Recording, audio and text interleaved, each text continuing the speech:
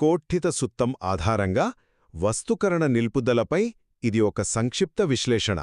అంటే మన 6 ఇంద్రియాలు పూర్తిగా పనిచేయడం ఆగిపోతే ఆ తర్వాత ఏముంటుంది? ఈ ప్రశ్నకు సమాధానం వెతకడం ద్వారా నిర్వాణ స్వభావాన్ని వివరించే 2 భిక్షువుల మధ్య జరిగిన ఒక లోతైన సంభాషణ ఇది.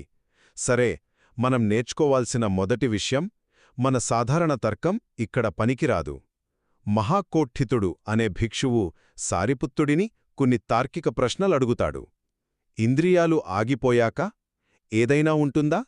ఏమీ ఉండదా? రెండూ ఉంటాయా? లేక ఏదీ ఉండదా? అని. దీనికి సారిపుత్తుడు ఈ 4ంటినీ తిరస్కరిస్తాడు. ఎందుకంటే ఈ ప్రశ్నలే మన ఇంద్రియాల పరిధిలోనివి కదా.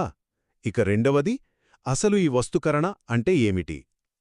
పాలీ భాషలో దీన్ని పపంచ అంటారు. ఇది మనసుకున్న ఒక అలవాటన్నమాట.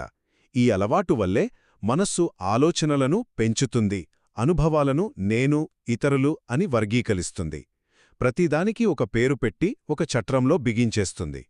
సారిపుత్తుడి ప్రకారం మన ఇంద్రియాల పరిధి ఎంతవరకో ఈ వస్తుకరణ పరిధి కూడా అంతవరకే. ఇక చివరిగా చాలా ముఖ్యమైన విషయం, నిర్వాణమంటే ప్రశ్నే ఆగిపోవడం. నిర్వాణమనేది ఒక ప్రదేశమో వస్తువో కాదు. అది ఈ వస్తుకరణ అనే ప్రక్రియ పూర్తిగా నిశ్శబ్దమైపోయే స్థితి. ఈ మానసిక ప్రక్రియ ఆగిపోయినప్పుడు తర్వాత ఏముంది అని అడగడానికి అవసరమైన ఆ ఫ్రేమ్వర్కే ఉండదు. అంటే సమస్య సమాధానంలో లేదు, అసలా ప్రశ్నలోనే ఉంది. కాబట్టి జ్ఞానోదయమంటే ఒక కొత్త విషయాన్ని అర్థం చేసుకోవడం కాదు, ప్రపంచాన్ని వస్తువులుగా సృష్టించే మనసుని నిశ్శబ్దం చేయడమే.